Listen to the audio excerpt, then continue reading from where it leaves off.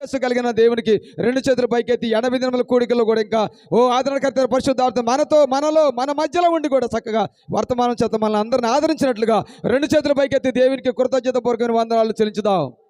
హల్లెలూయా. బిగ్గరగా 80 దినములు కూడా దేవా మీరు మాతోనే ఉండి మమ్మల్ని నడిపించిన ఆయన ఒక అద్భుతమైన ఆశ్చర్యకరమైన సంగతులు మా జీవితాలు మా కుటుంబాల్లో జరిగించబోతున్న విధానం బట్టి నీకు వందనాలు అని బిగ్గరగా స్తుతులు చెల్లించుదాం.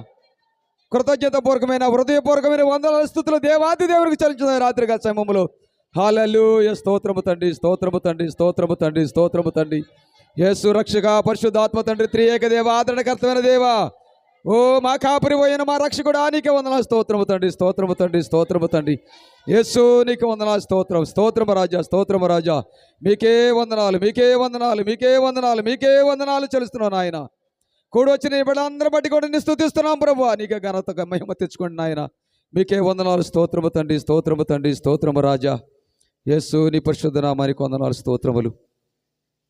అలాగే నీ ప్రియ సంగమా మన కుటుంబాలలో వ్యక్తిగత జీవితంలో ఆత్మీయ సంబంధమైన జీవితంలో మనందరం కూడా ఆదరించబడుతూ దేవుడిచ్చు ఆశీర్వాదముల చేత దీవెనల చేత వరముల చేత మనందరం కూడా దినదనానికి వర్ధిల్లినట్లుగా ఈ ఉపవాస కూడికలు ముగింపు దినములలో మనమందరం కూడా ఎంతో ఆశ్చర్యకరమైన రీతిలో మన ఆత్మీయ జీవితం ఉండినట్లుగా మన కుటుంబాలు వర్ధిల్లినట్లుగా ఇక వెలుగులో వెలిగించబడినట్లుగా మనందరం కూడా ఉన్నట్లుగా పరిశుద్ధాత్మ దేవుడు చక్కగా మనతో మాట్లాడుతున్న విధానాన్ని బట్టి ఈ రాత్రికాల సమయంలో దేవునికి మరొకసారి ఈ ఇచ్చిన అవకాశాన్ని బట్టి ఈ తరుణాన్ని బట్టి ఈ భాగ్యాన్ని బట్టి ఎవరికి లేని ఈ భాగ్యం మనకు అనుగ్రహించినందుకు మనం ఎంతగానో దేవునికి రుణపడి ఉన్నాం కనుక ప్రియ సంగమా ఈ రాత్రికాల సమయంలో మరొకసారి మనతో ఈ రాత్రి మాట్లాడటకు పరిశుద్ధాత్మ దేవుడు మన మధ్యలో సిద్ధంగా ఉన్నాడు కనుక ఏ వాక్యంతో మీరు మాతో మాట్లాడబోతున్నావు ప్రభు అని ఈ రాత్రికాల సమయంలో మనం దేవునితో కొద్ది నిమిషాలు ప్రార్థనాపూర్వకంగా దేవుని అడుగుదాం. ప్రతి ఒక్కరూ ప్రార్థన చేద్దాం. ఈ రాత్రికాల సమయంలో కూడా మరొకసారి దేవునికి వాక్య పరిచయంలో దేవాది దేవుడు మనతో మాట్లాడుతుగా ప్రార్థన చేద్దాం. ఈ రాత్రి మరొకసారి మీరు మాతో మాట్లాడటకు సిద్ధంగా ఉన్న దేవా మా అందరితో మరొకసారి మీరు మాట్లాడిన ఆయన నీకు వందనాలు స్తోత్రం అని ప్రార్థన చేద్దాం. హల్లెలూయా. ప్రార్థన చేద్దాం. ప్రతి ఒక్కరు ప్రార్థన చేయాలి.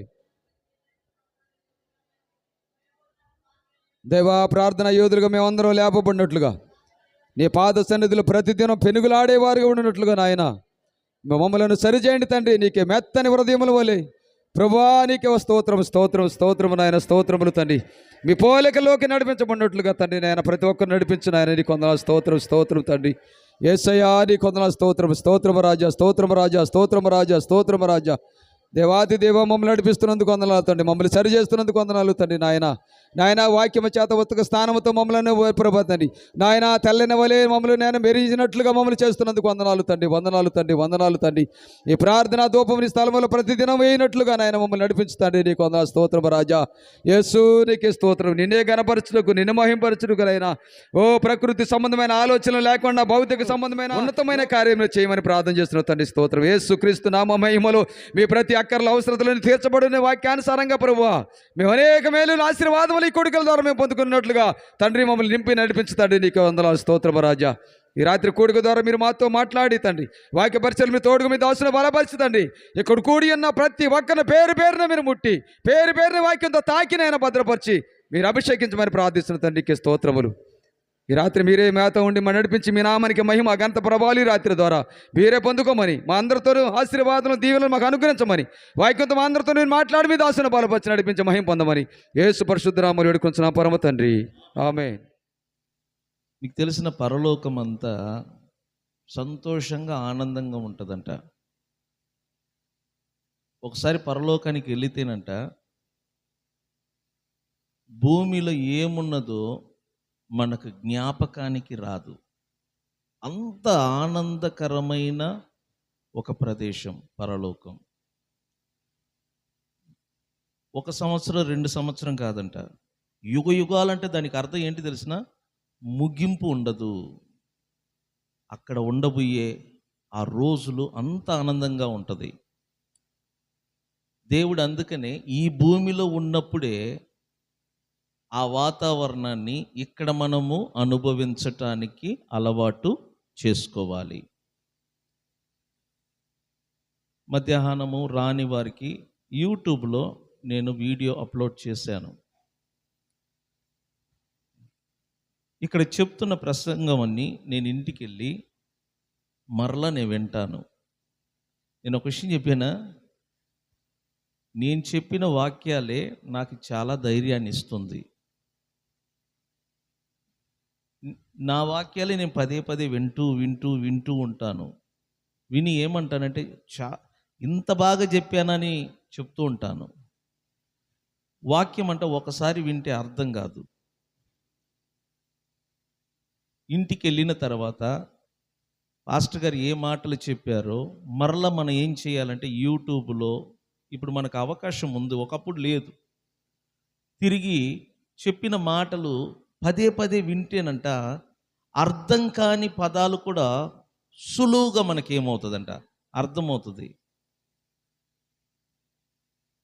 ఇప్పుడు ఈ ప్రార్థన అయిన వెంటనే ఇంటికి వెళ్తాను. పక్కన ఎవరైనా వచ్చి మాట్లాడుతూ ఉంటారు, కానీ నేను మాత్రం పని చేసుకుంటూ ఉంటాను. మళ్ళీ వింటాను, గంట సేపు వింటాను. విని పని చేయటం, అక్కడక్కడ ఏదైనా తేడా ఉంటే కట్ చేయటం, ఎడిటింగ్ చేయటం, మళ్ళీ వాటన్నిటిని వర్క్ చేసి, ఈ మధ్యకాలం వాతావరణం సరిగా లేకపోవటం వలన 1 గంట సేపు ప్రసంగాన్ని అప్లోడ్ చేయటం 4 గంటలు పడుతుంది. మీరు నమ్మరు, నిద్ర ఉండట్లేదు. ఇంతకుముందు ఇంటర్నెట్ ఖరీదు తక్కువ, ఇప్పుడు ఇంటర్నెట్ ఖరీదు 50 జీబీలు వచ్చి 360 రూపాయలు అయింది. 360 రూపాయలకి ఇంటర్నెట్ వేసుకుంటే 2 రోజులు 3 రోజులకు అయిపోతుంది. డబ్బులు ఖర్చు అవుతుంది, పని ఎక్కువ అవుతుంది. ఎందుకు ఇవన్నీ చేయటం తెలిసిన, ఇక్కడ వచ్చే ప్రసంగాలు ఇతరులకు ఉపయోగకరంగా ఉండటానికి. సో నేనేమంటున్నానంటే, ఒకవేళ మీరు మధ్యాహ్నం రాకపోయినా వచ్చినా మీరు యూట్యూబ్లోకి వెళ్ళి వినండి, పదే పదే వినండి. ఈరోజు అద్భుతమైన వర్తమానం విశ్వాసమును గురించి. సో ఆ వాక్యం పదే పదే మీరు వినుట వలన మీకు అర్థమవుతుంది దేవుని మాటలు.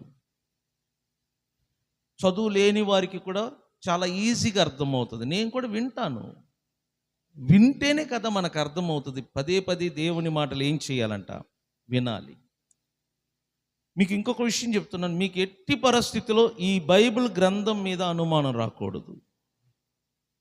దీని మీద మీకు అనుమానం వస్తే ఇక దేవుని దగ్గర చేరటం చాలా కష్టం. ఎందుకంటే మనం తీసుకున్న బాప్టిజం, మనం వచ్చే ఆరాధన కానీ, ప్రార్థనలు కానీ, కూటములు కానీ, దీనిని ఆధారం చేసుకుని మనం పెడుతున్నాం. ఫస్ట్ మీకు బైబిల్లో ఏ మాటలు రాయబడి ఉందో మీకు అర్థమైనా అర్థం కాకపోయినా దీనిని మీరు ఏం చేయాలా, నమ్మాలి. నమ్మటం అంటే ఏంటి తెలిసిన, గురుటితనంగా నమ్మటం నేను చెప్పేది. సో దేవుని వాక్యాన్ని మీరు అలాగనే నమ్మండి. నేను అదే చెప్తున్నాను, మీరు దేవుని వాక్యాన్ని నమ్మండి. మీరు నమ్మి బ్రతుకుటం వలన మీ కుటుంబాలలో దేవుని యొక్క కార్యాలు మీరు కనులారా చూస్తారు. నేను చాలా సంతోషించాను, ఈరోజు మధ్యాహ్నము మంచి వాక్య ఉపదేశం విన్నాం. అదేవిధంగా ఈ సాయంత్రము కూడా తిరిగి మీరు వచ్చారు. మిమ్మల్ని నేను అర్థం చేసుకోగలను, కానీ మీరు వచ్చిన దాని వలన దేవుని మాటలు వింటారు, ఆరోగ్యంగా ఉంటారు. ఈ ప్రార్థనలు పెట్టడానికి ముందు మనందరం ఇళ్ళల్లో ఉన్నాం. జ్వరం వచ్చినా, ఒళ్ళు నొప్పులు వచ్చినా పదే పదే జ్వరము ఒళ్ళు నొప్పులు అని ఆ మంచం మీదనే పడేవాళ్ళం.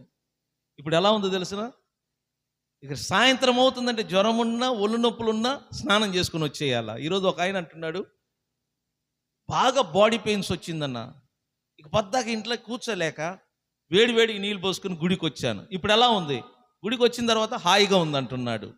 సో నీ బాడీని అలా అలవాటు చేసుకో, దేవుడు మీకు మంచి ఆరోగ్యం ఇస్తాడు. స్తోత్రం చెబుదామా. ఎఫెసీయులకు రాసిన పత్రికలో మనం గత 20 రోజులుగా వింటున్నాం. ఈరోజు 21వ రోజు, 1వ అధ్యాయం 7వ వాక్యములో మనం చూసాం, ఆయన రక్తము వలన మనకు విమోచనము కలిగి ఉన్నది. యేసయ్య రక్తము వలన మనకు విమోచనము కలిగి ఉన్నది. విమోచనము అంటే తాకట్టు పెట్టిన వస్తువును తిరిగి విడిపించుకోవటం, లేకపోతే దక్కించుకోవటం. ఇది ధర్మశాస్త్రములో ఉన్న ఒక పద్ధతి. ధర్మశాస్త్రములో పొలము లేకపోతే పనివారు తాకట్టు పెట్టుకుంటారంట. ఆడవాళ్ళను కూడా తాకట్టు పెడతారు. 7 సంవత్సరము వారి స్తోమతను బట్టి తాకట్టు పెడతారంట. విడిపించగలిగిన స్తోమత ఎవరికైనా ఉంటే వారు వెళ్ళి ఆ స్త్రీని విడిపించుతారంట. ఇవన్నీ పాత నిబంధన గ్రంథములో మోషే రాసిన పుస్తకాల్లో మీరు చదివితే మీకు అర్థమవుతుంది. పోయిన వారమంతా నేను చెప్పాను, మానవ జాతి ఆదాము చేసిన పాపము వలన అపవాది అయిన సాతాను చేతిలో బానిసలుగా ఉంచబడ్డారు. ఆది మానవుడు చేసిన పాపము వలన మనమందరము తాకట్టు పెట్టబడ్డాము. ఎవరి చేతి క్రింద? సాతాను యొక్క చేతి క్రింద. సో దేవుడు తన కుమారుడైన క్రీస్తును పంపి ఆయన చిందించిన రక్తము ద్వారా సాతాను యొక్క రాజ్యములో బానిసలుగా ఉన్న మనలను విడిపించాడు. తన రక్తమిచ్చి మనలను కొన్నాడు. తన రక్తమిచ్చి మనలను సంపాదించాడు. తన రక్తమిచ్చి మనలను బానిసత్వము నుండి విడిపించాడు. మనము విడిపించబడటానికి యేసయ్య రక్తము ఎంతగానో ఉపయోగపడ్డది. సో బైబిల్ అదే చెప్తుంది, యేసు తన రక్తమిచ్చి మనుషులను కొని. చెప్పండి, యేసయ్య తన రక్తమిచ్చి మనుషులను ఏం చేశాడంట? కొన్నాడంట. ఆయా భాషలు మాటలాడు వారిలో నుండి,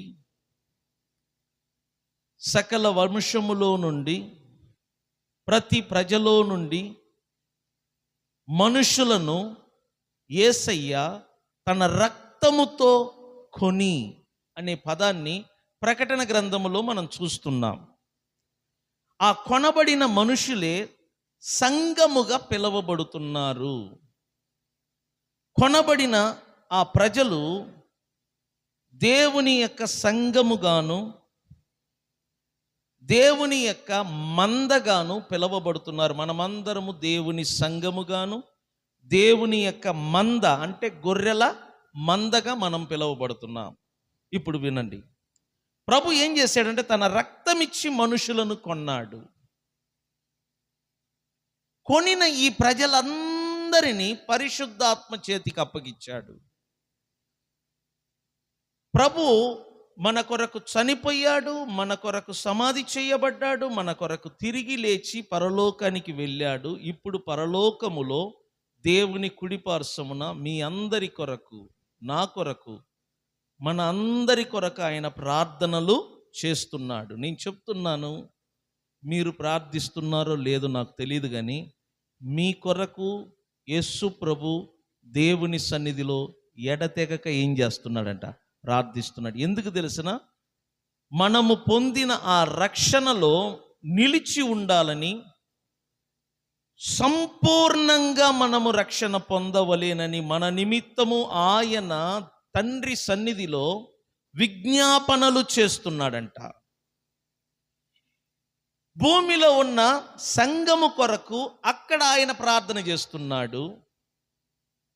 ఎందుకంటే ఆయన శరీరుడిగా లేచాడు, శరీరుడిగానే పరలోకానికి వెళ్ళాడు, శరీరుడిగానే పరలోకమందున్న దేవుని కుడిపార్శ్వమున కూర్చుని అక్కడ ప్రధాన యాజకుడుగా ఉండి మనందరి కోసం ప్రార్థిస్తున్నాడు.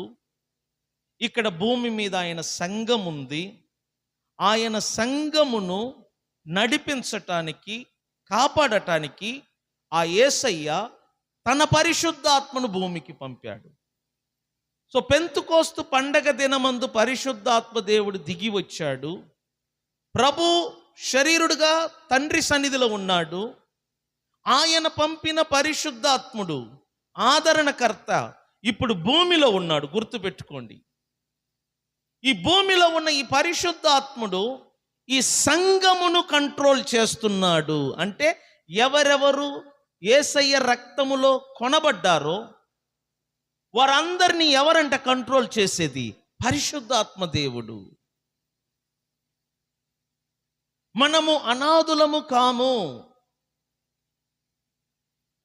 మనము అనాథులము కాము. మనలను నడిపించుటకు, మనలను కాపాడుటకు, మనకు బోధించుటకు, ఒక తల్లిలాగా, ఒక తండ్రిలాగా మనకు తోడుగా ఉండి సలహాలు ఇచ్చుటకు యేసయ్య పంపిన పరిశుద్ధాత్ముడు ఆదరణకర్తగా మనతో ఉండి మనకు సహాయం చేస్తున్నాడు. మీరందరూ ఆయన రక్తములో కడగబడ్డారు, మీరందరూ ఆయన రక్తములో కొనబడ్డారు.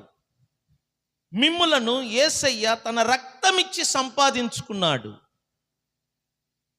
సంపాదించిన ఆ యేసయ్య తన పరిశుద్ధాత్మ చేతికి మిమ్ములను అప్పగించాడు. గుర్తుపెట్టుకోండి, మీరందరూ ఎవరి చేతికి అప్పగించబడ్డారంట? పరిశుద్ధాత్మ చేతికి. ఈ పరిశుద్ధాత్ముడు ఒక తండ్రిలాగా, ఒక తల్లిలాగా, ఒక స్నేహితుడులాగా, ఒక ఆదరణకర్తలాగా, ఒక అడ్వకేట్ లాగా మిమ్మలను నడిపిస్తూ ఉన్నాడు. మీరందరూ మీకు తెలియకుండానే ఎవరి యొక్క కంట్రోల్లో జీవిస్తున్నారంట? మీరు పరిశుద్ధాత్మ కంట్రోల్లో. ఈ పరిశుద్ధాత్మ దేవుడే సంఘమును నడిపిస్తున్నాడు. ఈ పరిశుద్ధాత్మ దేవుడే గొర్రెల మందగా పిలువబడుతున్న మనలను నడిపిస్తున్నాడు. ఆయన మనతో ఉన్నాడు, మనలో ఉన్నాడు. ఆయన ఈ భూమికి దిగి వచ్చి 2000 సంవత్సరమైంది. ఈ 2000 సంవత్సరం అంతా యేసయ్య రక్తమిచ్చి సంపాదించిన సంఘమును కాపాడుతున్నాడు. యేసు చిందించి, రక్తమును చిందించి ఆ రక్తముతో మనలను కొన్నాడు. కొన్న మనలను ఆ యేసయ్య పరిశుద్ధాత్మ చేతికి అప్పగించాడు. ఈ పరిశుద్ధాత్మ దేవుడు 2000 సంవత్సరాలుగా సంఘమును నడిపిస్తున్నాడు, కాపాడుతున్నాడు. ఇప్పుడు ఉదాహరణ, ఇక్కడ ఈ ప్రాంతంలో దైవజనుల ద్వారా ఈ సంఘము స్థాపించబడ్డది. ఆయన సమయం వచ్చింది, దేవుని సన్నిధికి వెళ్ళిపోయారు. ఆయన పని పూర్తి చేసుకొని వెళ్ళిపోయారు. కానీ సంఘమును ఒక దైవజనులే కాపాడుతూ ఉంటే ఆయన సమయము అయిపోయిన తర్వాత ఈ సంఘము చెదిరిపోతుంది. ఆయన వెళ్ళిపోయినా కూడా ఈ సంఘము నిలిచి ఉందంటే ఇప్పుడు చెప్పండి, ఈ సంఘాన్ని ఎవరు కాపాడేది?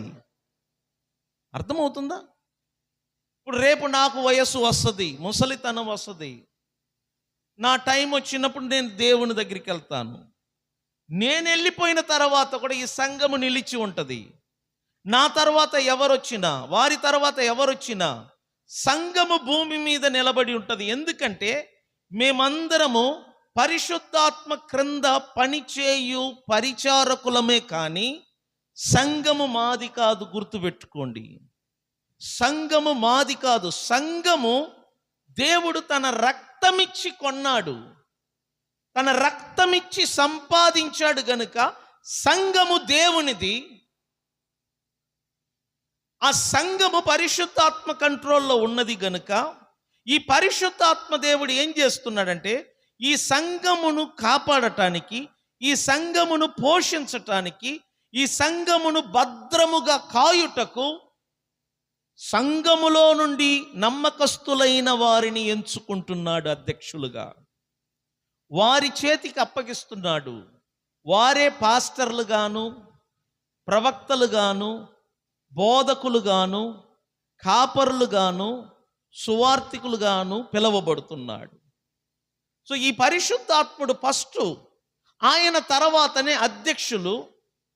ఈ పరిశుద్ధాత్మ దేవుడు విశ్వాసులలో నుండి కొందరిని అధ్యక్షులుగా ఎంచుకుంటున్నాడు. నేను చెప్తున్నాను, రాబోయే రోజుల్లో దేవుడు మిమ్ములను కూడా అధ్యక్షుడిగా ఎంచుకుంటాడు. స్త్రీలను ఎంచుకోవచ్చు, పురుషులను ఎంచుకోవచ్చు. ఎందుకు? ఈ సంఘమును మీరు కాయటానికి. అర్థమైందా? ఎందుకంటే సంఘము చాలా ఇంపార్టెంట్ ఈ చివరి రోజుల్లో. ఈ సంఘము కొరకు యేసయ్య స్వరక్తము కార్చాడు, సొంత రక్తమునిచ్చాడు వెలగా. ఆ రక్తముతో మనము కొనబడ్డాం. మనమొక కుటుంబము, మనమొక శరీరము. మనము పుట్టి పెరిగిన బ్యాక్గ్రౌండ్ కానీ, కులాలు కానీ, వాతావరణం కానీ, ప్రాంతాలు కానీ వెవ్వేరుగా ఉండవచ్చు. కానీ యేసు రక్తం ఇచ్చి మనలను ఒక గ్రూపుగా చేశాడు, మనలను ఒక శరీరముగా చేర్చాడు, మనలను ఒక గుంపుగా చేశాడు. మనలను పరిశుద్ధాత్మ చేతికి అప్పగిచ్చాడు. ఈ పరిశుద్ధాత్ముడు మనలో నుండి కొందరిని అధ్యక్షులుగా ఎంచుకుంటున్నాడు. రేపు మీరై ఉండవచ్చు, మిమ్మలను ఏర్కుంటాడు అధ్యక్షులుగా ఉండటానికి. మీ ద్వారా ఈ సంఘాన్ని కాపాడుతాడంట, మీ ద్వారా ఈ సంఘాన్ని పోషిస్తాడంట, మీ ద్వారా ఈ సంఘము చెదిరిపోకుండునట్లు ఆయన కాపాడుతాడు. ఎంతవరకు? యేసు ప్రభు తిరిగి ఈ సంఘము కొరకు వచ్చేంత వరకు. ఎందుకు పరిశుద్ధాత్మ దేవుడు ఈ సంఘాన్ని ఇంత భద్రంగా కాపాడుతున్నాడు తెలుసా? ఎందుకంటే ప్రభు ఈ సంఘము కొరకే రాబోతున్నాడు. స్తోత్రం చెప్పండి. మీరు అనుకుంటున్నారు మీకోసం ఆయన రాబోతున్నాడు. మీ కొరకు ప్రభు త్వరగా రానై ఉన్నాడు. ఆయన ఎప్పుడు వస్తాడో, ఏ క్షణం వస్తాడో ఎవరికి తెలియదు. ఆయన వచ్చేంత వరకు పరిశుద్ధాత్మ దేవుని యొక్క అధ్యక్షతలో ఈ సంఘం ఉంటుంది. ఈ పరిశుద్ధాత్మ దేవుడు సంఘమును ప్రభు కొరకు సిద్ధపరుస్తూ ఉంటాడు, ప్రభు కొరకు పరిశుద్ధపరుస్తూ ఉంటాడు. అది ఆయన డ్యూటీ.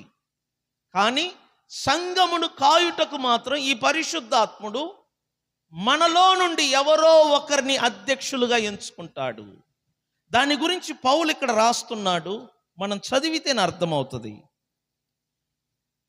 అపోస్తుల కార్యములు అధ్యాయము 20-28 నుంచి, దేవుడు తన స్వరక్తమిచ్చి సంపాదించిన తన సంఘము.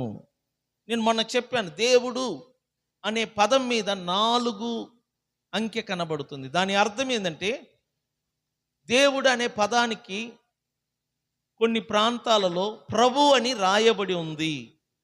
అది మనం తెలుసుకోవటానికి క్రింది భాగములో దేవుడు లేక ప్రభు అని ఉంది, పైనేమో దేవుడు తన స్వరక్తం ఇచ్చి కొన్నాడు అని ఉంది. వాస్తవానికి నన్ను చూడండి, దేవుడు ఆత్మస్వరూపి కదా, ఆయనకు రక్తం ఎక్కడ ఉంది? ఆత్మకు రక్తము లేదు. ఆయన స్వరూపము ఆత్మ, రక్తము లేదు. కానీ అక్కడ వాడక భాషగా దేవుడు తన స్వరక్తం ఇచ్చి అని రాశారు. అందుకే క్రింది భాగంలో ప్రభు అని కలిపారు. ఎందుకంటే ప్రభు మాంస శరీరములో వచ్చినవాడు, ఆయనకు రక్తం ఉంది. ఆ రక్తముతో సంఘమును సంపాదించాడు. సో మిమ్మలను సంపాదించాడు ప్రభు తన రక్తం ఇచ్చి. మీరే సంఘముగా పిలవబడుతున్నారు, మీరే గొర్రెల మందగా పిలవబడుతున్నారు.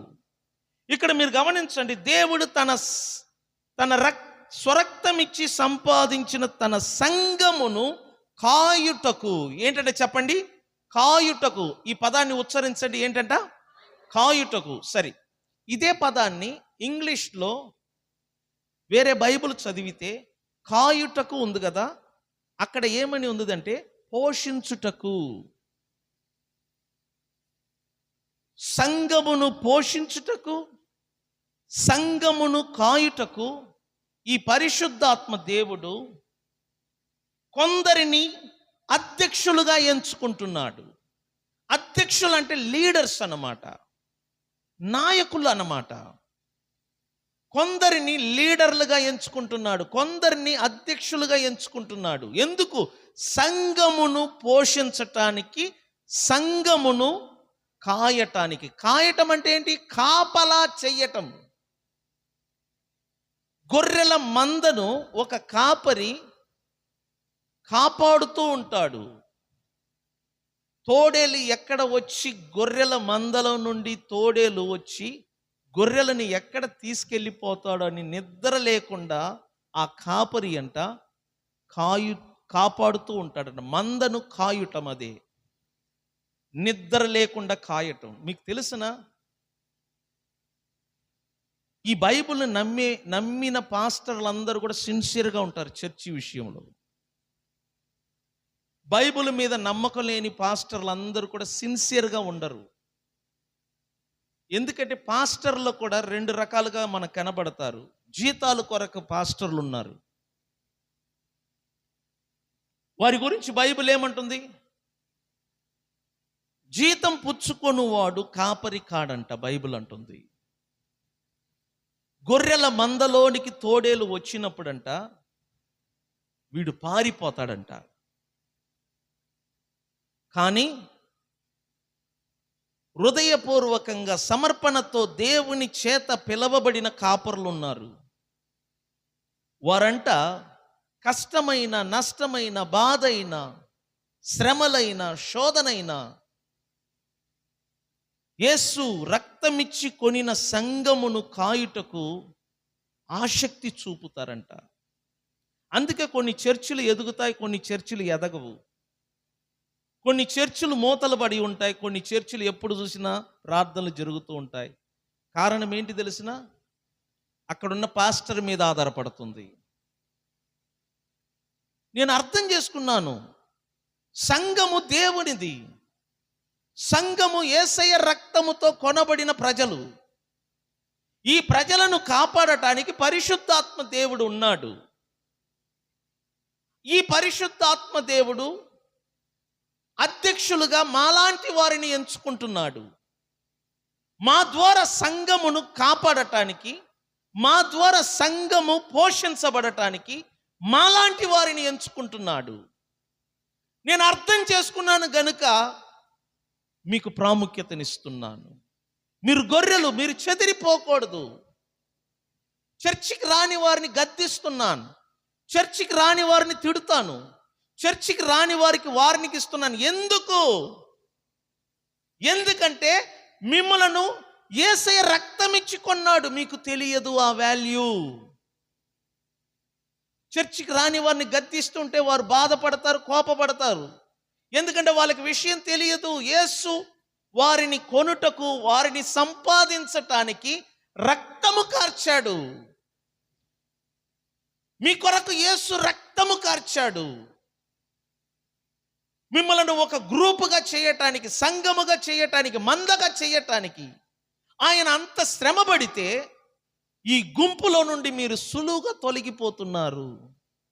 ఈ గుంపులో ఉండకుండా పారిపోతున్నారు. అది ఎంత బాధాకరం తెలుసునా?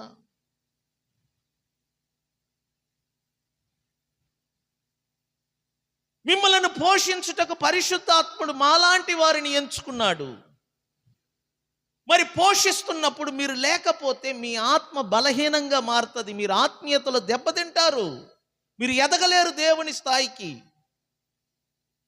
అందుకే ప్రతి దైవజనుడు ఆత్మల పట్ల భారం కలిగి ఉంటాడు. మీకు ఒక విషయం చెప్పానా?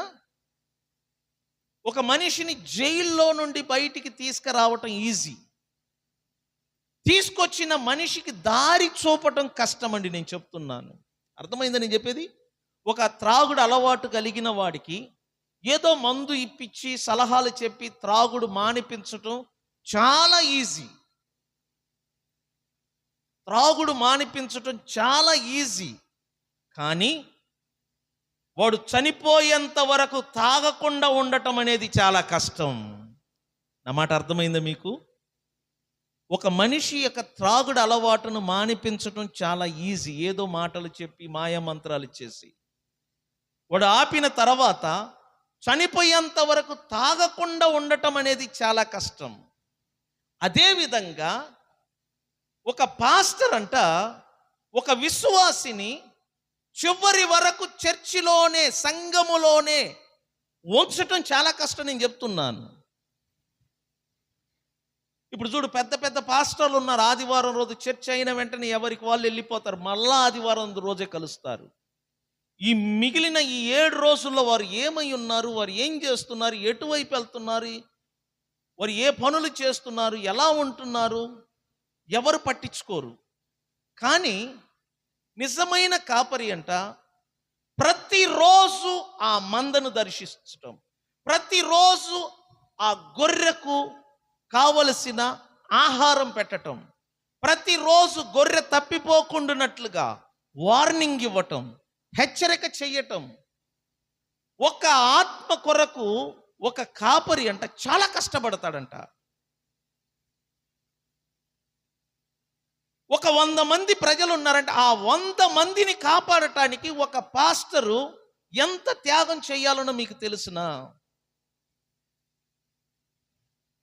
ఈ 100లో ఒకడు ఇటుపోతాడు, ఇంకొకడు ఇటుపోతాడు, ఇంకొకడు ఇటుపోతాడు, వీడిని లాక్కొస్తే ఇంకొకడు పోతాడు, వీడిని తీసుకొచ్చే లోపు ఇంకొకడు పోతాడు, వీడిని సరి చేసే లోపు ఇంకొకడు పోతాడు. వీడి ఆయుష్కాలం అంతా ఈ 100 మంది ప్రజలతోనే సరిపోతుంది. ఎందుకు ఈ పాస్టర్ గారు ఇలా చేస్తున్నారు? ఎందుకంటే పరిశుద్ధాత్మ దేవుడు ఈ 100 మందిని ఇతనికి అప్పగించాడు కాబట్టి. అప్పగించబడిన ఈ 100 మందిని ప్రభు ఎదుట పరిశుద్ధులుగాను నిందారహితులుగాను నిలబెట్టడానికి ఈ పాస్టర్ చాలా కష్టపడతాడు. నేను చెప్తున్నాను. ఈ మధ్య కాలములో ప్యాషన్, ఉదయం ఒక ఆరాధన, సాయంత్రం ఒక ఆరాధన, అక్కడక్కడ బ్రాంచీలు పెడుతూ ఉంటారు. ఇది ఎలా ఉందంటే మొబైల్ హోటల్స్ పెడతారు. ఉదయం ఇక్కడ అమ్ముతారు, సాయంత్రం అక్కడ అమ్ముతారు. ఈ విధంగా పెట్టుకొని పోవటం వలన ఆ క్షణం ప్రజలు కూడుకుంటున్నారే కానీ ప్రార్థన అయిన తర్వాత ఎవరి దారికి వారు వెళ్ళిపోతున్నారు. కానీ ఆ విశ్వాసి స్థిరంగా ఉన్నాడా? ఆ విశ్వాసి స్థిరంగా నిలబడుతున్నాడా లేడా గమనించే పాస్టర్లు కూడా ఈ రోజులు తగ్గిపోతున్నారు. ఒక విశ్వాసి కొరకు ఒక పాస్టర్ జీవితమంతా త్యాగం చేయాల్సి వస్తుంది. భయం వేస్తుంది, మీకు తెలియట్ల మా బాధలు. 100 రోజులు క్రమముగా తీసుకొచ్చి వాక్యం బోధించి మిమ్మల్ని విడిచిపెడతాం. 101వ రోజు మరలా మీరు పాత జీవితానికి వెళ్తారు. మరల వారములో మీ అలవాట్లు పద్ధతులన్నీ మారిపోతూ ఉంటాయి. పాస్టర్ గారు చూసి మళ్ళా బాధపడతాడు. మరలా మిమ్మల్ని దేవుళ్ళు నిలబెట్టడానికి మరలా ఇటువంటి కూటాలు పెట్టాల్సి వస్తుంది. ఒక విధం చెప్పాలంటే మీ ఒకరి కొరకు అతడు ఎక్కడికి పోకుండా ఇక్కడే పడి ఉండాల్సి వస్తుంది. ఎందుకంటే యేసయ్య రక్తం మిమ్మల్ని కొన్నాడు కాబట్టి. పౌలు ఎంత బాధతో చెప్తున్నాడో మీరు చదివితే అర్థమవుతుంది. దేవుడు తన స్వరక్తమిచ్చి సంపాదించిన తన సంఘమును కాయుటకు పరిశుద్ధాత్మ మిమ్మును దేనియందు అధ్యక్షులనుగా ఉంచెను, ఆ యావత్ మందను గూర్చి మీ మట్టుకు మిమ్మును గూర్చియు ఎలా ఉండాలంట? జాగ్రత్తగా ఉండుడి. మందను గూర్చి జాగ్రత్తగా ఉండాలి కాపరిని గూర్చి కూడా అతడు ఏమై ఉండాలా? జాగ్రత్తగా ఉండాలా. ఎందుకు? పౌలు అంటున్నాడు, నేను వెళ్ళిపోయిన తర్వాత క్రూరమైన తోడేళ్ళంట. ఎవరంట చెప్పండి? క్రూరమైన తోడేళ్ళు బయట నుంచి వస్తుందా, సంఘములో నుండి వస్తారంట? చెప్పండి మీరు దయచేసి. ఎక్కడి నుంచి వస్తుందంట క్రూరమైన తోడేలు? క్రూరమైన తోడేలు మీలో ప్రవేశించును. క్రూరమైన తోడేలంట మీలో ప్రవేశించునని నాకు తెలియను. వారు మందను ఏం చెయ్యరంట? కనికరింపరు, మరియు శిశువులను తమ వెంట ఈడ్చుకొని పోవలేనని వంకర మాటలు పలుకు మనుషులు మీలోనే బయలుదేరుదురు. నన్ను చూడండి, క్రూరమైన తోడేలు వంటి మనుషులంట. క్రూరమైన తోడేలు వంటి మనుషులు మీలోనే బయలుదేరుదురు అనగా సంఘములోనే. వీరు వంకర మాటలంట. వారి మాటలు ఎలా ఉంటదంట? వంకర, స్ట్రైట్ ఫార్వర్డ్ ఉండదు. వీరి మాటలంట స్ట్రైట్ ఫార్వర్డ్ ఉండదంట. వంకర మాటలు పలుకు. వీళ్ళు ఎలా పలుకుతారంట? మాటలన్నీ కూడా వంకర మాటలు, ఇండైరెక్ట్గా మాట్లాడతారు, డబుల్ మీనింగ్గా మాట్లాడుతూ ఉంటారు.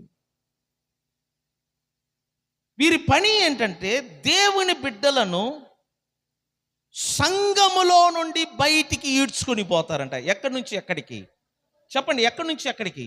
సంఘములో నుండి దేవుని ప్రజలను, దేవుని బిడ్డలను లేక గొర్రెలను సంఘములో నుండి వీరు తమ వంకర మాటల చేత మోసగించి బయటికి తీసుకొని వెళ్తారు. అప్పుడు సంఘం ఏమవుతుందంటే పలచబడుతుంది. అవునా కదా? గుంపు ఏమవుతుందంట? తగ్గుద్ది. ఎందుకంటే తోడేలు వంటి మనుషులు సంఘములో ప్రవేశించి, మందలో ప్రవేశించి వంకర మాటల చేత, ఏ మాటల చేత? వంకర మాటల చేత గొర్రెలను మోసగించి ఆ గొర్రెలను సంఘములో నుండి, మందలో నుండి ఈడ్చుకొని పోతారంట. ఈడ్చుకొని అంటే ఏంటి మీకు తెలుసు? ఈడ్చుకొని అంటే ఏంటి తెలుసునా? చేయి పెట్టుకొని ఆ వ్యక్తి రాకపోయినా ఈ వ్యక్తి ఏం చేస్తాడంట? బలవంతంగా లాక్కపోవటం, బలవంతంగా లాగుకొని పోవటం. అందుకు పౌలు అంటున్నాడు, పరిశుద్ధాత్ముడు మిమ్మును దేని మీద అధ్యక్షులుగా ఉంచెను, ఆ యావత్ మందను గూర్చియు మిమ్మును గూర్చియు ఏమై ఉండాలా? జాగ్రత్తగా ఉండుడి. ఇది కాపరిగా మాకిచ్చిన హెచ్చరిక. ఒక కాపరిగా మీకు నేనిచ్చే హెచ్చరిక ఏంటంటే మీరు కూడా జాగ్రత్తగా ఉండుడి. నేను ఎందుకు చెప్తున్నానంటే సంఘము ఎదుగుతున్నప్పుడు, సంఘము క్రమశిక్షణలోనికి వస్తున్నప్పుడు, సంఘము దేవుని ఆత్మ చేత నడిపింపబడుతున్నప్పుడు క్రూరమైన తోడేలు వంటి మనుషులు, వంకర మాటలు పలుకు మనుషులు మనలోనే బయలుదేరుతారు. ఎందుకు? గొర్రెలను చెదరగొట్టడానికి, గొర్రెలను బయటికి ఈడ్చుకొని వెళ్ళటానికి. నేను ఒక మాట చెప్తున్నానండి, సంఘమును పాడు చేసే వాళ్ళు ఎప్పుడు కూడా బాగుపడరు. చర్చి జోలికి వెళ్ళకూడదు. ఎందుకు చెప్తున్నానంటే దేవుడు రక్తమిచ్చి సంపాదించినది చర్చి. వీలైతే మనము బయట ప్రజలను క్రీస్తులోనికి, చర్చిలోనికి తీసుకురావాలి. చర్చి ఎదగటానికి మనం ప్రయాసపడాలి. చర్చి క్షేమాభివృద్ధి కొరకు పని చేయాలి. చర్చి విస్తరించటానికి మన శక్తి కొలది ఆర్థికంగా సపోర్ట్ చేయాలి. అంతేగాని సంఘము దెబ్బతినటానికి, సంఘములో ఉన్న గొర్రెలు విడిపోవటానికి, సంఘములో ఉన్న గొర్రెలను ఈడ్చుకొని పోవటానికి మనం పని చేయకూడదు. ఎందుకంటే దేవుడు వారిని విడిచిపెట్టడు. ఒక సందర్భంలో పౌలు అంటాడు, సంఘమును పాడు చేయు వారిని, లేకపోతే దేవాలయమును పాడు చేయు వారందరినీ దేవుడు ఏం చేస్తాడంట? పాడు చేస్తాడు.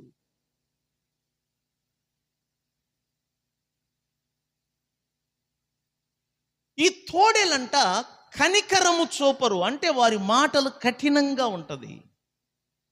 దయా దాక్షిణ్యము ఉండదు, సహాయపడే మనస్తత్వం ఉండదు, ఎగతాళి చేయు మాటలు, అవమానము పరచే మాటలు, మాటలతో ఎత్తి పొడిచే మాటలు, వారికి కనికరం ఉండదంట. బైబిల్ అదే చెప్తుంది. కనికరము చూపరు, కనికరము చూపరు. వారు దేవుని బిడ్డలను, శిష్యులను వెంట పెట్టుకొని ఈడ్చుకొని పోవలేనని వంకర మాటలు పలుకు మనుషులు మీలోనే బయలుదేరుదురు. కావున ఆయన అంటున్నాడు, నేను 3 సంవత్సరములు, ఏంటంటే చెప్పండి, ఎన్ని సంవత్సరములంట? నేను 3 సంవత్సరములు రాత్రింబగళ్ళు కన్నీళ్లు విడుచుచు ప్రతి మనిషికి మానక బుద్ధి చెప్పి తిని అని మీరు జ్ఞాపకము చేసుకొని మెలకుగా మీరు ఉండాలా. ప్రతి మనిషికి బుద్ధి చెప్పాడంట పౌలు. 3 సంవత్సరములు మానక రాత్రింపగలు తన దగ్గరికి వస్తున్న ప్రజలకు బుద్ధి చెప్తున్నాడు. జాగ్రత్త, జాగ్రత్త, జాగ్రత్త. యేసు రక్తమిచ్చి మిమ్మలను కొన్నాడు. మీరు ఆయన సంఘము, మీరు ఆయన మందగా పిలవబడుతున్నారు. మిమ్మలను పాడు చేయుటకు, మిమ్మలను ఈడ్చుకొని పోటకు మీలోనే తోడేలు వంటి కనికరము లేని మనుషులు, వంకర మాటలు పలుకు మనుషులు బయలుదేరుతారు. నేను 3 సంవత్సరములు మీకు బోధించిన బోధనలు జ్ఞాపకము చేసుకొని మిమ్మును మీరు జాగ్రత్తగా చూసుకొనుడి అని ఆయన తెలియచేస్తున్నాడు. తర్వాత ఏమంటున్నాడు చూడండి 32వ వాక్యములో, ఇప్పుడు దేవునికి ఆయన కృపావాక్యమునకు మిమ్మును అప్పగించుచున్నాను. పౌలు ఏమంటున్నాడు? సంగమా మిమ్మును, ఒకటి దేవునికి, 2 కృపావాక్యం. ఏ వాక్యం అంటే చెప్పండి? ఈ వాక్యమునకు ఏం పేరంట? కృపావాక్యం. చెప్పండి, ఏ వాక్యం ఇది? కృపావాక్యం అంటే ఏంటి? అర్హత లేని వారికి అర్హతను కల్పించే వాక్యాలు ఇవి. మిమ్ములను దేవునికి, మిమ్ములను కృపావాక్యమునకు అప్పగించుచున్నాను. ఆయన మీకు క్షేమాభివృద్ధి కలుగ చేయుటకును, పరిశుద్ధ పరచబడిన వారందరిలో స్వాస్థ్యము అనుగ్రహించుటకును ఏమై ఉన్నాడంట? శక్తిమంతుడు. దేవుడు మీకు క్షేమాభివృద్ధి కలుగు చేయుటకును, పరిశుద్ధ పరచబడిన వారందరిలో మీకు స్వాస్థ్యము అనుగ్రహించుటకును శక్తిమంతుడై ఉన్నాడు. ప్రియులారా, అటువంటి దేవునికి పౌలు సంఘమును అప్పగించాడంట. నేను కూడా ఈ రాత్రి చెప్తాను, మిమ్ములను ఆ దేవునికి, మిమ్ములను ఈ కృపావాక్యమునకు నేను అప్పగిస్తున్నాను. ఆ దేవుడే మీకు క్షేమాభివృద్ధి కలిగించును గాక. ఆ దేవుడే మిమ్ములను పరిశుద్ధపరచి మీకు స్వాస్థ్యము యేసు నామమును అనుగ్రహించును గాక. మీరు నమ్మినట్లయితే దేవుడికి స్తోత్రం చెప్పండి. దేవుడు ఒక్కడే మనలను కాపాడగలడు.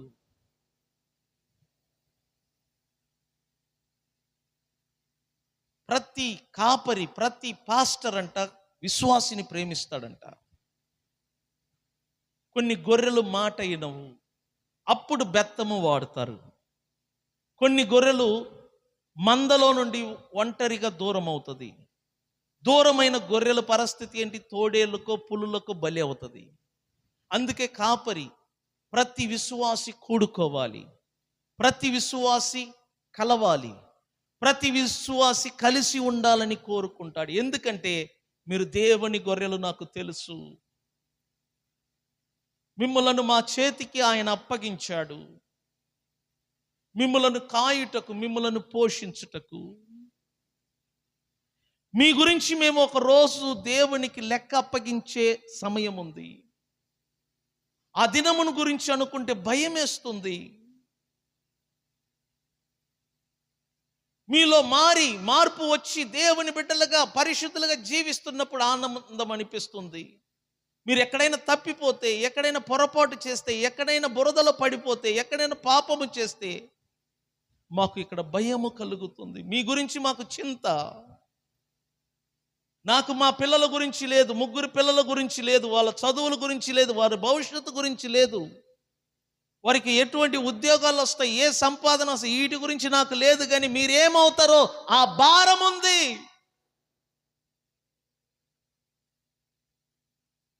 అది దేవుడు మాకు ఇచ్చిన ఆ మనస్సు. కొలసీలకు రాసిన పత్రిక 1:28-29 ఆంటీ చదువుతున్న వాక్యం అదే. చదువమ్మా. ప్రతి మనిషిని క్రీస్తునందు సంపూర్ణునిగా చేసి ఆ క్రీస్తు ఎదుట నిలవబెట్టవలేనని సకల విధమైన జ్ఞానములతో ప్రతి మనిషికి మేమేం చేస్తున్నామంట? బుద్ధి చెప్తున్నప్పుడు మీకు కోపాలు రావచ్చు, మీకు బుద్ధి చెప్తున్నప్పుడు మీకు కోపము రావచ్చు, బుద్ధి చెప్తున్నప్పుడు మీకు బాధ కలగవచ్చు, బుద్ధి చెప్తున్నప్పుడు మీరు ఇబ్బంది పడవచ్చు. కానీ మిమ్ములను క్రీస్తు ఎదుట నిలబెట్టడానికే బుద్ధి చెప్తున్నాం. పౌలంట 3 సంవత్సరములు చెప్పాడంట. ఎన్ని సంవత్సరాలు? 3 సంవత్సరములు. 3 సంవత్సరములు మీరు తప్పిపోకూడదు. ఎంతవరకు? మీరు మీ రక్షణను మీరు చనిపోయేంత వరకు కాపాడుకోవాలి. మీరు పొందిన రక్షణను పోగొట్టుకోవద్దు. మీరు పొందుకున్న ఆ మహిమ పిలుపును పోగొట్టుకోవద్దు సంగమా. ప్రభు రాకడ సమీపమై ఉంది, నేను చెప్తున్నాను. యోహాను సువార్త 10వ అధ్యాయానికి వెళ్దాం.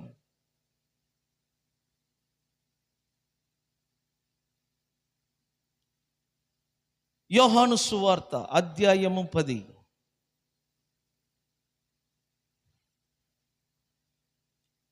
ఇక్కడ చూడండి, 11 నుంచి చదువుతాను. నేను గొర్రెలకు మంచి కాపరిని. మంచి కాపరి గొర్రెల కొరకు తన ప్రాణము పెట్టును. జీతగాడు గొర్రెల కాపరి కాడు. గనుక గొర్రెలు తనవి కానందున తోడేలు వచ్చుట చూచి గొర్రెలను విడిచిపెట్టి ఈ కాపరి ఏం చేస్తాడంట? పారిపోవును. తోడేళ్ళు ఆ గొర్రెలను పట్టి ఏం చేస్తాడంట? చెదరగొట్టును. జీతగాడు జీతగాడే గనుక గొర్రెలను గూర్చి లక్ష్యము చెయ్యక పారిపోవును. నేను గొర్రెల మంచి కాపరిని. తండ్రి నన్ను ఎలాగ ఎరుగునో, నేను తండ్రిని ఎలాగ ఎరుగుదునో, అలాగే నేను నా గొర్రెలను ఎరుగుదును. నా గొర్రెలు నన్ను ఎరుగును, మరియు గొర్రెల కొరకు నా ప్రాణము పెట్టుచున్నాను. ఈ దొడ్డివి కానివి వేరే గొర్రెలను నాకు కలవు, వాటిని కూడా నేను తోడుకొని రావలెను. అవి నా స్వరము వినును. అప్పుడు మంద ఒకటియు గొర్రెల కాపరి ఒక్కడును అగును. స్తోత్రం చెబుదామా? అర్థం చేసుకోండి. తోడేళ్ళు మందలో ప్రవేశించి గొర్రెలను చెదరగొట్టును, గొర్రెలను చీల్చి చంపివేయను. వచ్చువాడు దేనికి వస్తాడంట? నాశనము చేయుటకును, హత్య చేయుటకును, దొంగిలించుటకును వచ్చును గాని, చెప్పండి, మరి దేనికి తోడేలు రాడు. నేను మనస్ఫూర్తిగా దేవుని ఎదుట నా గుండె మీద చేతులు వేసుకొని చెప్తున్నా, మీ పట్ల నాకు భారం ఉంది, ఈ సంఘం పట్ల నాకు భారం ఉంది, భయం వేస్తుంది. మీరు ఏమవుతారో. మిమ్మలను క్రీస్తు ఎదుట పరిపూర్ణులుగా, సంపూర్ణులుగా, పరిశుద్ధులుగా, నిర్దోషులుగా నిలబెట్టాలన్న కోరిక. దాని కొరకు పోరాడుతున్నప్పుడు, దానికి బుద్ధి చెప్తున్నప్పుడు మీకు కలిగే బాధ, కోపము, వేదన, వాటిని చూస్తుంటే భయం వేస్తుంది. ఎందుకు ఈ మనసు నాకు కలిగిందంటే, దేవుడు నాకు ఇచ్చిన భారం, నాకు ఇచ్చిన మనసు, మీ పట్ల ఆ ప్రేమ. పోలంగిచ్చో అని ఒక దైవజనులు, ఆయన సంఘము ప్రారంభ కాలములలో విస్తరించుచుంది. 3,000 మందికి పెరిగారు. ఈ 3,000 మందిని ఈ పాస్టర్ గారు ఒక్కరే మెయింటైన్ చేయలేకపోయారు. కాబట్టి ఈ పాస్టర్ గారు ఏం చేశారంటే, 3 అసిస్టెంట్ పాస్టర్లని నియమించాడు. ఈ 3,000 మంది ప్రజలను ఈ 3కి విడదీసి పంచిపెట్టాడు. ఆదివారం అందరూ చర్చిలో కూడుకోవాలి. మెయిన్ పాస్టర్ పోలంగిచ్చో గారు వాక్యం బోధిస్తారు. మిగిలిన 6 రోజులు ఈ 3 వారికి విడదీసిన ఆ గుంపునకు అసిస్టెంట్ పాస్టర్లుగా ఉండి పనిచేస్తారు. ఇక్కడ ఏం జరిగిందంటే, ఈ పాస్టరు ఈ 3,000 మందిని 3 పాస్టర్లకు విడదీసి అప్పగించాడు గనుక, మెయిన్ పాస్టర్ కంటే ప్రజలు ఈ 3కి దగ్గరయ్యారు. ఎందుకంటే మెయిన్ పాస్టర్ ఒక ఆదివారం తప్ప మిగతా రోజు కలవడు. మిగిలిన రోజంతా ఈ 3 పాస్టరే ఈ ప్రజలకు దగ్గర అవుతున్నారు. ఈ 3 పాస్టర్లు ఏం చేశారంటే, వారికి అప్పగించబడిన ప్రజలకు దగ్గరయ్యారు. రోజు కలుస్తున్నారు, రోజు మాట్లాడుతున్నారు, రోజు వాక్యం చెప్తున్నారు, ప్రతిరోజు సహవాసములో ఉంటున్నారు. ఇట్లా ముగ్గురు పాస్టర్లు 3,000 మందిని ఒక్కొక్క 1000 భాగముగా పాస్టర్ గారి చేత పంచబడి వారికి అప్పగిస్తే ఒకరు 1000 మందిని, ఇంకొకరు 1000 మందిని, ఇంకొకరు 1000 మందిని అలాగనే చర్చికి రాకుండా దూరం తీసుకెళ్ళిపోయారు. తీసుకెళ్ళి వారు సొంతంగా చర్చి నిర్మాణం చేశారు. ఒక ఆదివారం ప్రజలు రాలేదు. పాస్టర్ గారు వాక్యం చెప్పడానికి సిద్ధంగా ఉన్నారు, జనం లేదు. అదేంటి 3,000 మంది ప్రజలు ఒకే రోజు మాయమయ్యారు? ఏమయ్యారంటే తర్వాత విషయం తెలిసింది. ఈయన నియమించిన ఈ ముగ్గురు పాస్టర్లు ఈ పాస్టర్ గారికి ద్రోహం చేసి తలా 1000 మందిని వాళ్ళు దోచుకొని పోయారు ప్రజలను. ఈ 3,000 మందిని కాపాడటానికి, రక్షణలో నడిపించటానికి ఈ దైవజనుడు ఎంత కష్టపడ్డాడో. ఏడ్చాడంట, కన్నీరు కార్చాడంట, వారికి లెటర్లు రాస్తున్నాడంట. నా గొర్రెలు అమాయకులు, వారిని మోసం చేసి తోడేల్లాగా తీసుకొని వెళ్ళావు. మీరు మోసం చేశారు, మీరు నమ్మకస్తులు కారు, నేను నమ్మి నా గొర్రెలను మీకు అప్పగించాను. నన్ను మోసగించారు, నా గొర్రెలను మోసగించారని ఏడ్చాడంట. కానీ రోజు రోజుకి ఆ కాపర్లు, అసిస్టెంట్ పాస్టర్ల యొక్క గుణలక్షణాలు ఏంటో ప్రజలు తెలుసుకున్నారు. వారి యొక్క ధనాపేక్ష, డబ్బు కోరికను తెలుసుకొని మన దగ్గర డబ్బును ఆశించి చర్చికి వెళ్ళవలసిన వారిని చర్చికి వెళ్ళనీయకుండా విడదీశారు వీళ్ళు. వారి తప్పును ప్రజలు తెలుసుకొని ఆ పాస్టర్లను విడిచిపెట్టి ఒకరి నుండి ఒకరు తర్వాత ఒకరు నెమ్మదిగా ఎక్కడికి వచ్చి చేరారంట? చర్చికి వచ్చి చేరారు. ఈ దైవజనులు అంటారు, నన్ను మోసం చేసిన ముగ్గురు పాస్టర్లు ఇప్పటికి భూమి మీద లేరు. ఎందుకంటే ప్యాకప్. నేను అదే చెప్తాను, చర్చిని పాడు చేసే వాళ్ళు ఎవరైనా బాగుపడరు. చర్చికి ద్రోహం చేసిన, చర్చిని పాడు చేసిన, చర్చిని చెదరగొట్టిన, నేను చెప్తున్నాను, ఆ ఇంటి మీదకి దేవుని కోపము రగులుకుంటుంది. ఎందుకంటే యేసు రక్తమిచ్చి కొనబడిన చర్చ్ ఇది. దీని పట్ల ఆయన ప్రణాళిక, ఉద్దేశం చాలా బలముగా ఉంది. ఆయన పనికి ఆటంకం కలిగించకూడదు. దైవజనుడు చేసే పనికి మనం డిస్టర్బ్గా ఉండకూడదు, ఆటంకం కలిగించకూడదు. ఆయన చేసే పనికి తోడుగా నువ్వు పని చేయి. ఆయన చేసే పనికి సపోర్టుగా నువ్వు నిలబడు.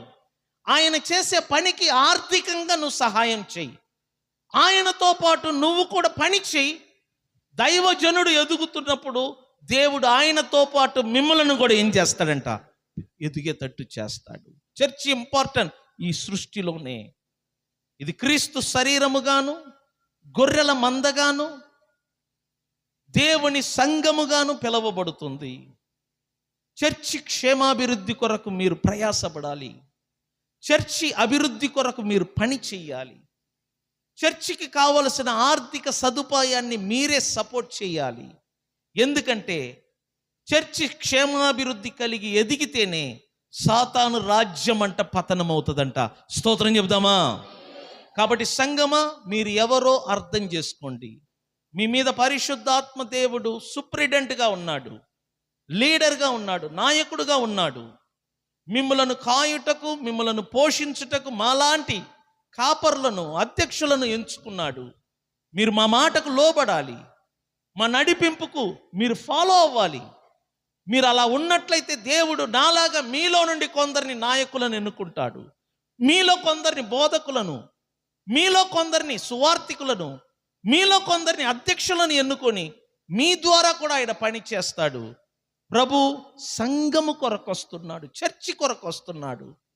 కాబట్టి చర్చిని సిద్ధపరిచే పనిలో కానీ, చర్చిని పరిశుద్ధపరిచే పనిలో కానీ పరిశుద్ధాత్ముడు మనకు సహాయకుడుగా ఉన్నాడు.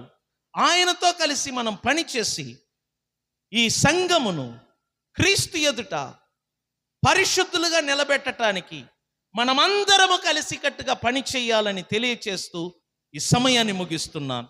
లేచి నిలబడదాం. ఒక చిన్న ప్రార్థన చేసుకున్న తర్వాత ఒక ప్రకటన. ఈ రాత్రి మాట్లాడిన ఈ మాటలను బట్టి మన 2 చేతులు పైకెత్తి ఆ దేవాతి దేవునికి స్తోత్రములు చెల్లించుదాం. స్వరమెత్తి దేవుని స్తుతించుదాం. ప్రతి ఒక్కరు స్తుతించుదాం దేవుణ్ణి. హల్లెలూయా.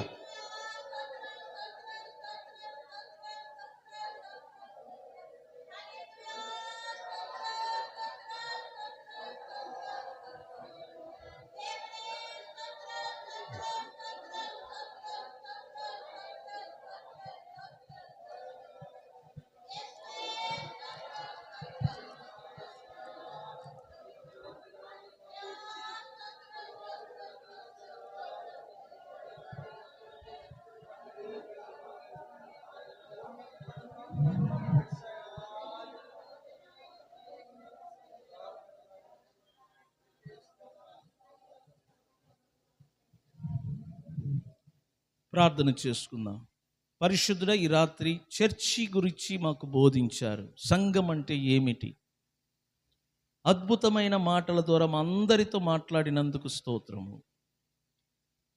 వచ్చిన బిడ్డలందరినీ మీరు ఆశీర్వదించండి. నీ వాక్యంలో రాయబడినట్లుగా వీరిని నీ చేతికిని కృపావాక్యమునకు యేసు నామమున అప్పగిస్తున్నాము తండ్రి. వీరికి మీరే క్షేమాభివృద్ధిని కలగచేసి పరిశుద్ధపరచబడిన వారిలో వీరిని స్వాస్థ్యముగా నిలబెట్టమని నజరేయుడైన యేసుక్రీస్తు నామమున ప్రార్థన ద్వారా అడిగి వేడుకుంటున్నాము పరమ తండ్రి. ఆమేన్. మన తండ్రి అయిన దేవుని ప్రేమ, ప్రభు అయిన యేసుక్రీస్తు యొక్క కృప, పరిశుద్ధాత్మ అన్యోన్య సహవాసము కూడి వచ్చిన మనందరికీ తోడై ఉండి నడిపించును గాక. ఆమేన్. చేతుల పైకెత్తి స్తోత్రం చెప్దామా? హల్లెలూయా, హల్లెలూయా, హల్లెలూయా. చిన్న